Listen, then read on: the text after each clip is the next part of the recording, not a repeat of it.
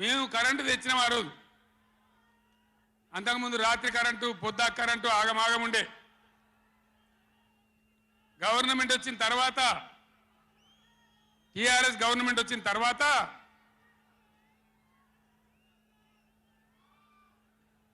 ఇంకేమైనా రోగమా బీమారే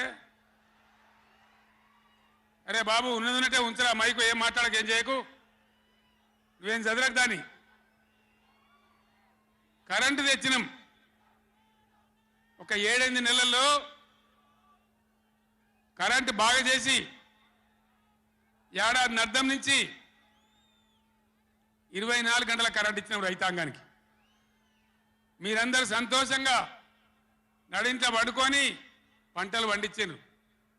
పాములు గర్వంగా తేలు గర్వంగా బాయిల కాడికి పోలే కేసీఆర్ పోగానే కేసీఆర్ గవర్నమెంట్ పోగానే కట్కేసినట్టే బంద్ అవుతుంది ఆ కరెంటు నేను 9 ఏళ్ళు ఇచ్చిన కరెంటు ఏం రోగమైంది ఏం దానికి ఏమైనా మాయరోగం వచ్చిందా యాడికి బాయే కరెంట్ ఎటు బాయే దద్దమ్మల రాజ్యం ఉంటే గట్లనే ఉంటుంది చాతగాని చవటల రాజ్యం ఉంటే గట్లనే ఉంటుంది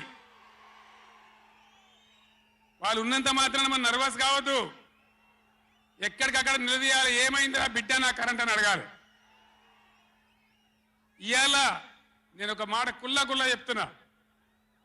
మొన్నటిదాకా నడిచిన కరెంటు కాకుండా ఇదే మిర్యాలగూడ నియోజకవర్గంలో దామరచర్ల మండలంలో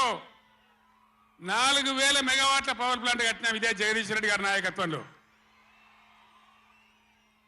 అయిపోయినాయి 80% పనులు అయిపోయినాయి 90% అయిపోయినాయి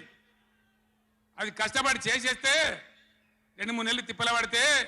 4000 మెగావాట్ల పవర్ వస్తుంది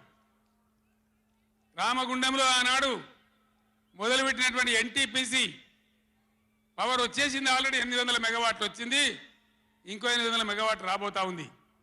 అంటే ఆనాడు నేను నడిపినాడు ఉన్నదానికంటే 5600 మెగావాట్ల పవర్